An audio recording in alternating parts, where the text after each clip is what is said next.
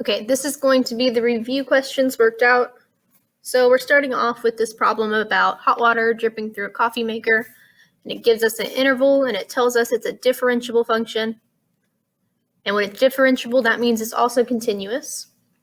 And it wants to know, is there a time on the interval from 2 to 4 in which c prime of t equals 2? So I'm just going to rewrite this, make it look a little bit clearer. So here's our interval, and then it wants to know if c prime of t will equal 2 anywhere. So anytime we're given this c prime of 2, we're trying to prove that that can happen at some interval, at some time inside this interval. We know it's going to be using mean value theorem.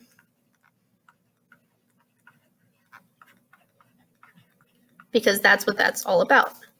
Remember, mean value theorem says that at f prime of c, so that's going to be our instantaneous rate of change, has to equal the average rate of change. So f of b minus f of a, all over b minus a. That's our average rate of change at some point inside that interval. So let's use our data to see if, when we use the 2 points in this interval, if it would give us an instantaneous rate of change of 2. If so, the mean value theorem is enough proof. So let's start with c of 4. If we look at our table here, we can see that c of 4 is 12.8. Then we have c of 2 would be 8.8. And in this case, 4 is going to be like our b value, 2 is going to be like our a value. So I'm just going to set up something similar to the mean value theorem definition here. So it's going to be c prime at some value t. It's going to equal c of 4 minus c of 2 all over 4 minus 2. And then we know what c of 4 and c of 2 equal, so I can go ahead and substitute those in. So 12.8 minus 8.8 all over 4 minus 2. When we simplify this, we get 4 over 2, which does equal positive 2. So in that case, we get c prime of t equals 2 at some time in this interval. Now, the important part of this is justify your answer. So to justify, I'm going to say, since c of t is differentiable,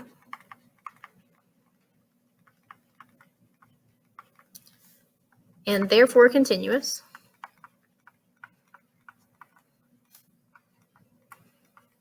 so those are the two things you have to mention with mean value theorem. Mean value theorem applies.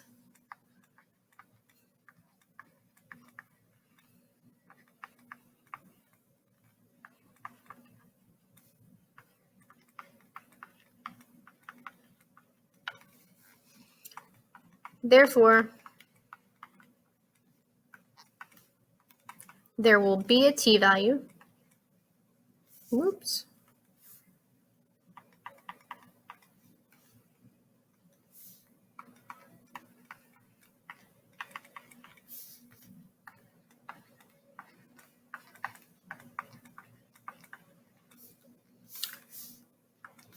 And then you have to say that it's in that interval.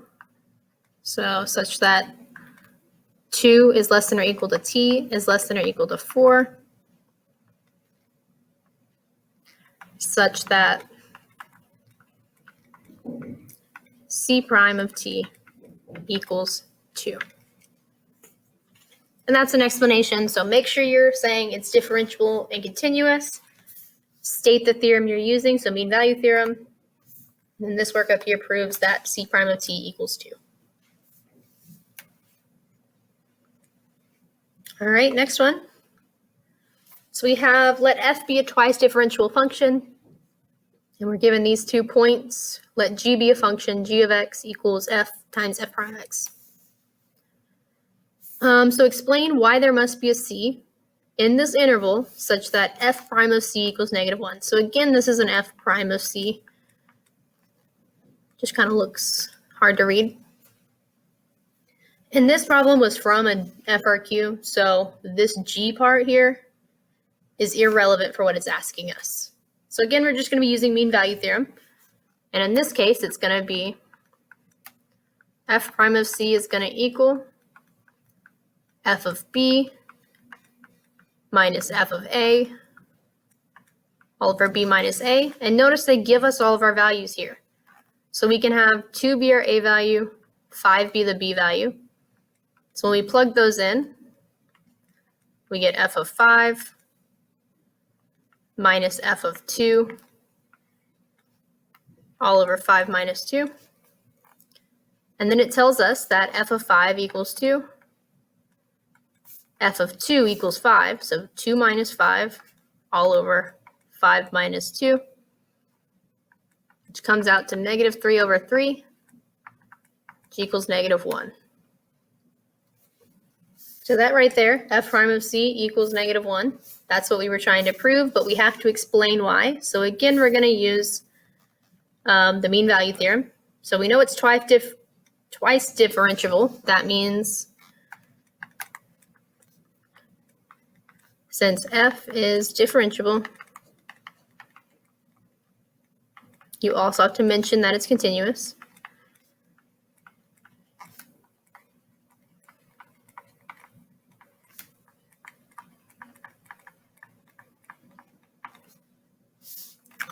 Mean value theorem applies.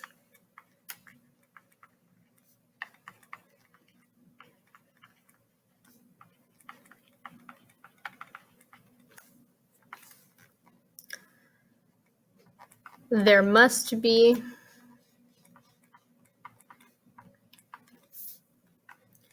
a c value in this interval such that f prime of c equals negative 1. And that would be it for that one. All right, so for number 3, go to that. We're finding the antiderivative. So what we're going to do is integral 1 minus 3x squared minus 6x dx. And this one does not tell us to find c, so we're just going to do it like normal. So this becomes 1x minus 3x cubed over 3 minus 6x squared over 2 plus c. Then some stuff can be simplified here, so I'm going to go ahead and simplify it, and we get 1x.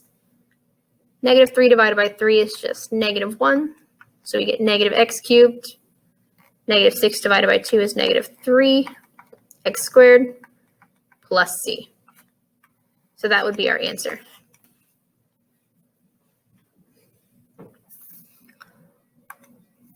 Number 4, we do have some fraction exponents. Integral of x minus x to the 2/3 dx. So x is going to become x squared over 2 minus x. When I add 1 to 2/3, I get 5/3. Then we have to divide by a 5/3.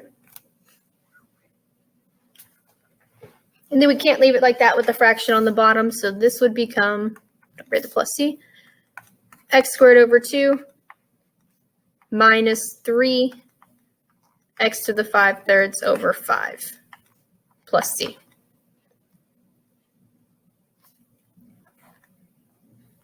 And that's our answer.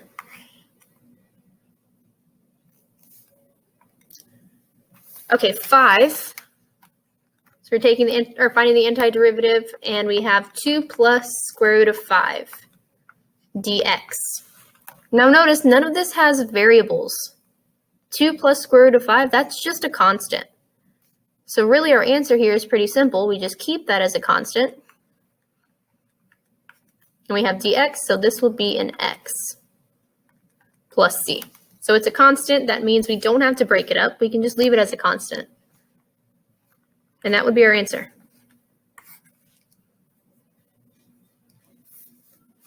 You don't have to write them separately in this case.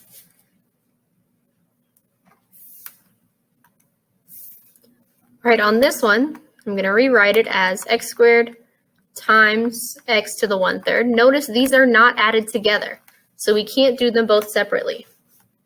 We're going to simplify this, and when you multiply exponents, you're really adding them together. So I'm going to rewrite the 2 as 6/3 times x to the 1/3, and this is going to become x to the 7/3. Now this is pretty easy to find our antiderivative. So we're going to add 1. 7/3 plus 1 would be x to the 10/3. Then we just divide by 10/3.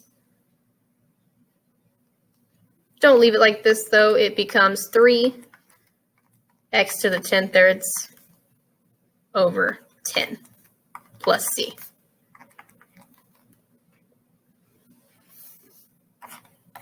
And that's our answer.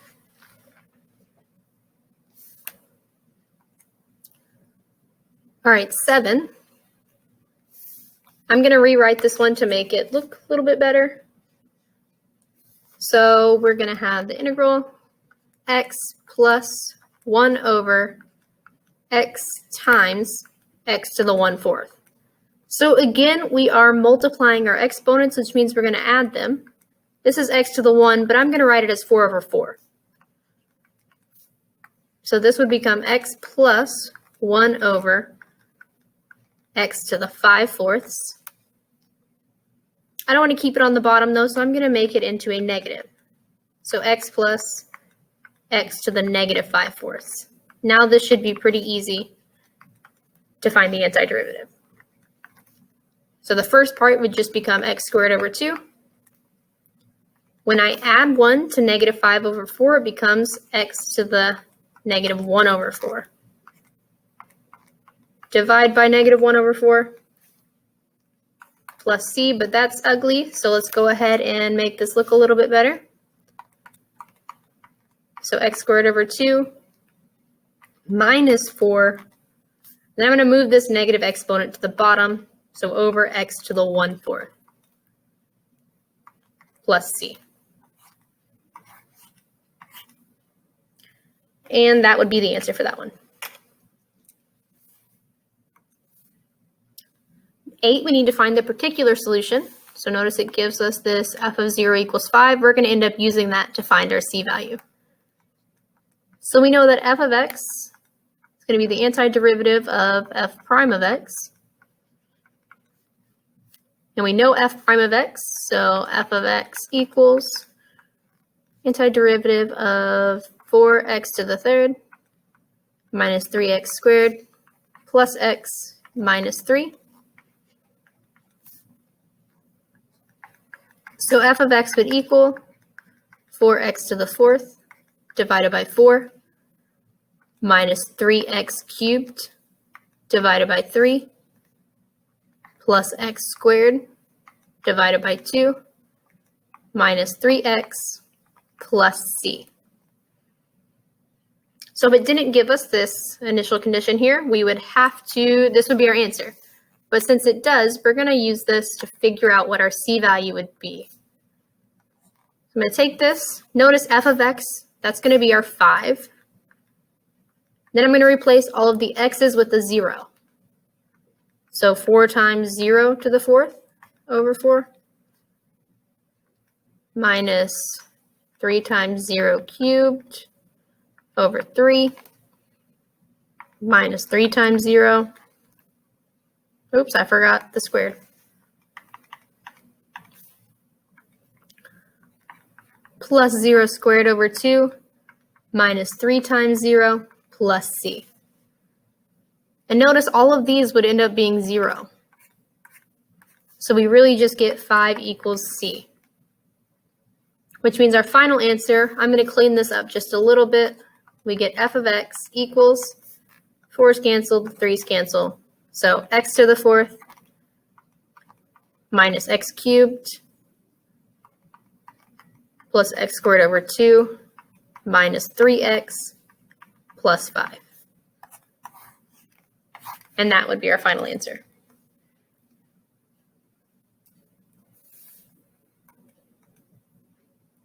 All right, now we get to the trig. So I'm going to work with each of these separately. So we know the antiderivative of sine ends up being negative cosine. And then we have 10 cosecant squared, but that 10 we can worry about at the end. So I'm going to put plus 10 times whatever our antiderivative of cosecant squared is. And if you look, the antiderivative of cosecant squared is negative cotangent. So our answer here would be negative cosine x minus 10 cotangent x plus c. So we just take these one step at a time. You do have to memorize your trig antiderivatives though.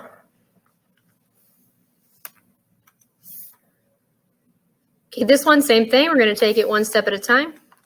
The 2 out front can stay there. And then the antiderivative of cosine ends up being sine. Then minus the antiderivative of secant tangent is just secant. Oops, I put an x. Should not be an x. Make sure you pay attention to your variables. So this would be secant plus c. And then we can just multiply that too. So it would really be 2 sine w minus secant w plus c.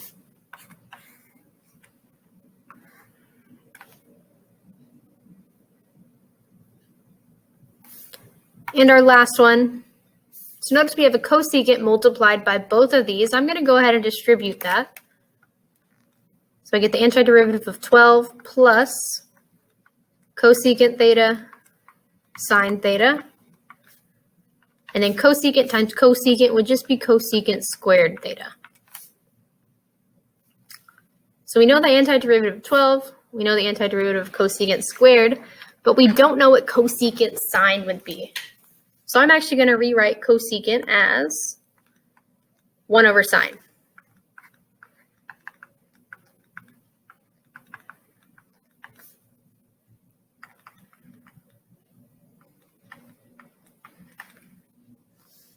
And then these signs would cancel out, so we'd be left with antiderivative of 13 plus cosecant squared theta.